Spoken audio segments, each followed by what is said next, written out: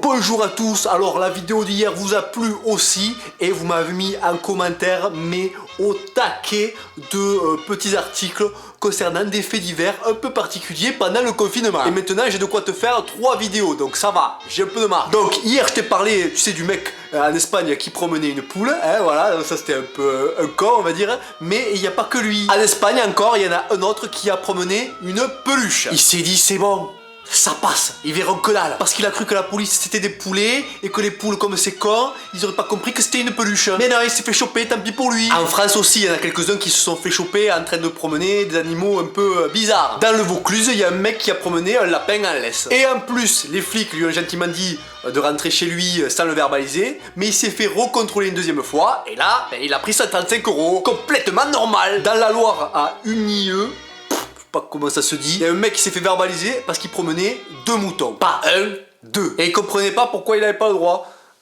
C'est pas un animal domestique un mouton, c'est pas le chien, voilà, c'est tout. En Espagne encore, il y en a un qui a fait encore pire, mais voilà, je pense que c'était pour une blague, c'est pas possible. Il s'est carrément déguisé en chien et il a marché à 4 pattes dans la rue. Moi ça me fatigue parce qu'en temps normal, on aurait peut-être rigolé, mais là, c'est bon quoi, c'est bon, ça va, c'est plus drôle ça. Promener ton chien, t'as le droit, mais il y en a qui ont tellement peur de sortir que eux, ils vont promener le chien avec un drone. Ouais, il y en a qu'un qui a fait ça, mais franchement, faut pas tenir à son drone. Hein. Ah, si c'est un labrador, une petite accélération et pouf le drone. J'ai vu aussi un petit article avec les meilleures excuses des gens qui se font contrôler. Il y en a un, il s'est fait choper à 50 km de chez lui et il a dit aller chercher du cassoulet. Il a pas trouvé mieux comme excuse. Il a pas trouvé mieux. Et c'est pris 135 €, normal. Et on finit avec une famille de rigolos en Savoie. Un couple avec ses 2 enfants font une randonnée à ski. En plein confinement, normal. Là c'est le confinement mais en plein air quoi. Les gendarmes leur demandent de partir.